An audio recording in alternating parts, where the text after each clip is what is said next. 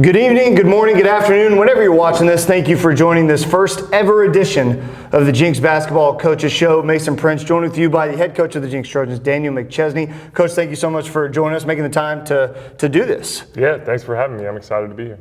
Great season for you guys so far. It's been a lot of fun to watch you guys inside the Frank Herald Fieldhouse on Trojan TV. But you guys right now, if I see this correctly, fourth place in the district standings, 5-3 record in district play. You're behind Broken Arrow, Sand Springs, Edmond North. Those three games are your three losses. What do those teams present, the challenge that they present for you guys? Well, they're all different matchups for us. Broken Arrow's got a team full of seniors that executes really, really well, doesn't make many mistakes, so you really have to play a perfect game against them. Sand Springs plays three centers at once and has a lot of size. And Edmond North has scoring guards that can attack you. So they all three kind of present a different challenge on any different night. So you really have to game plan well, you have to scout well, you have to prepare well for each one individually, and you can't just roll out the ball and try to go beat them. You really, really have to be prepared. What have you guys this season done really well that you've been proud of as a coach? Well, our team, I feel like, plays selfless basketball. They, for the most part, put their egos aside for the sake of the team. We have a lot of depth. We have a lot of guys that can contribute on any given night. I mean, and I'm not talking about 8, I'm talking about 12, 13 deep that on any given night can really do something good for us and provide a winning formula. And so when you're playing teams like the BAs and the Sand Springs, the Edmond North, and you're trying to match up their personnel, it helps to have that depth and that selfless attitude on a team, because when you're matching up with teams that are different, it's going to be different for you every time too. And so we utilize that depth, we utilize what we have, and it's worked out for us. We're going to use this coaches show to kind of look back, give you a preview or a review of the season, and also look ahead. But looking back, you guys had a game on Tuesday against NW Classen. That's a 14-point win, 62-48. What'd you guys do right in that win to come back down 10 points in the third quarter? Yeah. One thing we talk about a lot is basketball is a game of runs, and that every night you have to be mentally prepared to handle runs and just focus on the things you can control. Shots not going in is not something you can necessarily control. You can take better shots and you can try to game plan through it. But just trying to stay steady, stay the course, and recognize eventually averages are going to even out. Eventually the shots that you're missing are going to go in. Things are going to happen right. And so being down 10 in the third is not something that makes us too nervous, because we talk about those things, that we're going to make the shots we've missed, we're going to get the stops we need. We just have to stay true to what we are and not get shook. For those who didn't watch, down 10 with like a minute and a half to go in the third quarter, and then came roaring back to take the lead at the end of the third off of Evan Goodwin, corner three. Evan Goodwin, 34 points against NW Classen. I don't know if that's a career high or not. I know he's had a couple games over 30 or close to 30, but for him, you talk about those averages evening out. We were doing the game in the first half, and Evan just struggling to get going from behind the arc, but it really felt like he got himself going by trying to attack the basket. Yeah, so it's not a career high, but it is a season high for him. Yeah. And, it's a different team this year than last year. So last year he was kind of able to play off the ball a little bit more and find space on the three-point line and get some catch-and-shoot threes. And teams just key in on him more this year because they know who he is. So it's his high point this year.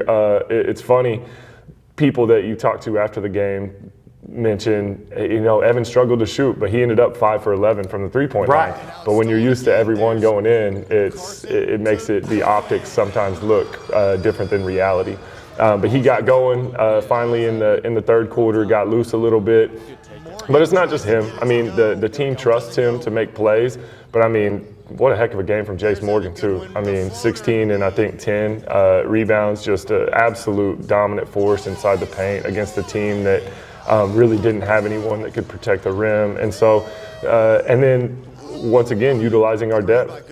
Elias Tata, Carson Mariska played phenomenal down the stretch for us, pressure and on ball. We used our depth to kind of limit their ability to play pressure offense on us, and it just worked out for us. Elias and Carson, we applauded you for that move during the broadcast, just because it seemed as though when they came in, they gave the team a different kind of energy. And when they came in towards the end of the third, it made a lot of sense to just keep riding with them.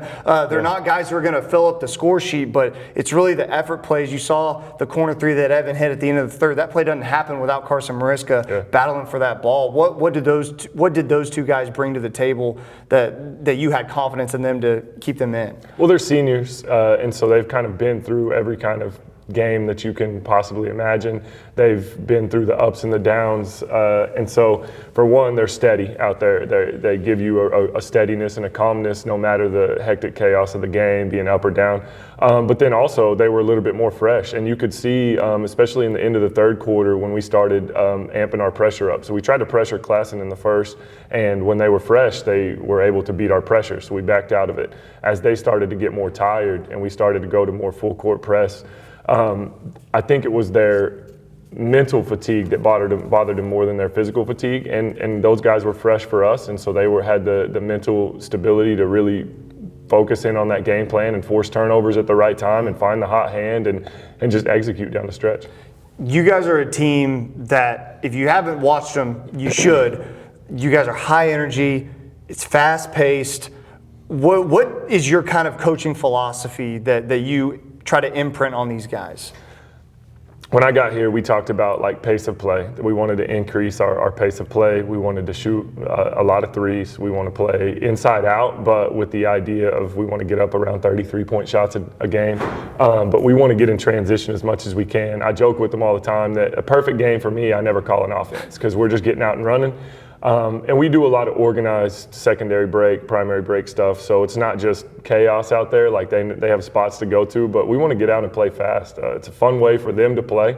It gets everybody involved. It's fun for the crowd to watch. It's just an exciting way to play basketball that they've all kind of bought into. And so for us, it's worked out really well. The depth that you mentioned earlier, just want to touch on that. We see a lot of guys in games. I mean, you run 10, 12 deep most of the time. How, as a coach, do you try to pick and choose when certain guys can make that impact in the game? Because you look at your bench, Jace Morgan's really the biggest guy out there. So you're not switching out a lot of bigs, but it's really a lot of guards, guys who can handle the ball and can run that fast-paced offense like you talked about. Yeah, and with our rotation, like you said, we have our probably two biggest both starting in Braxton Daniel and Jace Morgan. And so then rotating those guys kind of around each other after that first sub, and so that we always have some size, but also have guys that are willing to do something maybe uncomfortable. So like Jace Johnson is a great example of like he'll play the 5 for us sometimes and doesn't complain about it. And if we want to go small ball and put Jace at the 5, he'll guard the other team's 5. So having guys that are just really selfless, that will play a role even if it's a little uncomfortable or unnatural for them, and be confident in that role. But then also, I mean, you talk about our bench and going deep.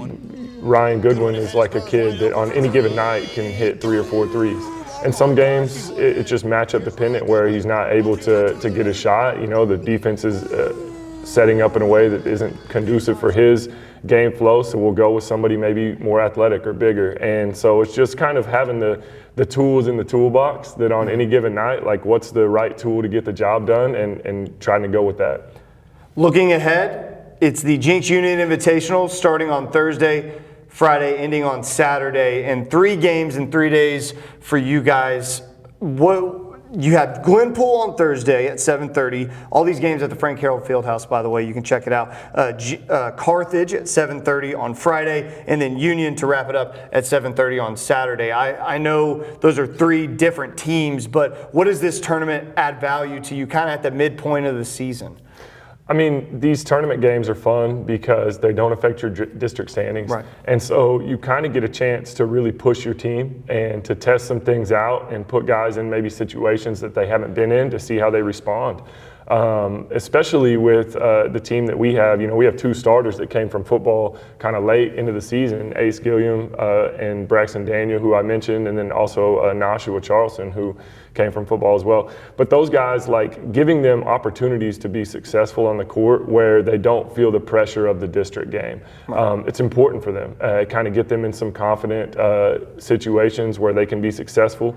But it's also fun to have a tournament at home, right? Like we get to play in front of a home crowd. We get to wear our white unis every game. We get to have the support of the community behind us and play 3 really good teams and really be competitive with those teams. So we're excited. You guys, you're back to regular season play on January 31st against Enid. That's a team you've beaten already this year. I know you're not looking too far ahead, but we talked before the Bartlesville game just how important getting these wins kind of in a row are for district play. You guys are still alive in the district rates. I believe the top 2 teams host playoff games, or is that correct? That's correct, yeah. So what's the message to your team as you head toward the back half of district play? You already played everybody once. Well, the Enid trip is a tough one because you're traveling all the way across the state. It's a far trip. It's a far trip district game, and they're just like everybody else in the district. They're playing better, and they have some big wins. Like they beat Edmond North, and so it's not just because we beat them once. Like we can't rest on that. Like we have to prepare the same way. Our team motto, we preach 1-0. Go 1-0 every time that you have a practice. Go 1-0 every game. So we're going to prepare the same way. We're going to get a scout. We're going to try to get a good preparation. We're going to try to execute a game plan and hopefully be able to come out with a win against them. Because it's a big district game for us to, like you said, keep that hope alive. You know, you want to finish top 2 in the district if you can to host that regional. And for us to finish top 2, it's a must win. Yeah, absolutely. You guys are just kind of at the halfway point of the season. The band was in the house on Tuesday night. A really great environment. I'll get you out of here on this. If you haven't come out to the Frank Herald Fieldhouse to watch these guys play, you really should. The environment's amazing. What's kind of your message to the fans, to the people back at home watching, why they should come out and check out this version of the 2025 Trojans? Yeah, I mean, shout out to the band for being there, and they don't just play music. Those guys are psychos, right? Oh, they are. They're fun, so fun, and they're energetic. But you know, our team, we try to be exciting. We understand people take time out of their day and they pay good money to come watch, and so we try to be as exciting as possible for them. But also, it's contagious. Like the energy in the gym is contagious. The Frank Herald's a special spot. The more people that are there, the more contagious it feels on the court and in the stands. And so we'll try to provide the excitement for you on the court to kind of give you a taste of that, and you can provide the energy in the stands, and we'll just feed off each other. I feel like Jace Morgan's job is to get people out of the stands. Just any dunk he has, the entire roof is just blown off the place. And he gets a few. He does get a few. He had a really good one against Northwest Classen. You'll have to check that out in the highlights on our YouTube channel. But that's going to do it for this edition of the Jenks Trojan Basketball Coaches Show. Thank you so much, Coach McChesney. Come out, support these guys Thursday, Friday, and Saturday at the Frank Herald Fieldhouse. All games at 7:30. Glenpool on Thursday, Carthage on Friday, and then Union, the big game, second in District 3. You will see them on Saturday at the Frank Herald Fieldhouse. So that's going to do it. Have a good night. All right. Evan Goodwin. Yes, sir. Our party serve player of the game, 34 points tonight. What went right for you tonight, man? Everything. It was just going in. It seemed like a tough night to start for you and the team as a whole. What did you guys talk about at halftime to get right in the second half? Excuse my ladies, we'll come out and kick that. That's what we're gonna do. The third quarter, down by 10. What was the message for you guys to mount that roaring comeback and then take the lead at the end of the third? Just keep trusting our teammates and just keep playing basketball. Shots gonna fall. You had a great night as well, but Jace Morgan, 16 points, filthy dunk. What was that like to see that? Hey, that's our guy. He knocked down no matter what it is. Inside the paint, outside the paint, don't matter. Jenks Union Invitational this weekend. Everybody come out, support these guys. Yes, gonna be a lot of fun. Good game, guys. Yes, sir. That's gonna do it for another game on Jenks Trojan TV. Jenks Union Invitational this weekend. Be sure to come out and support these kids. We will see you next week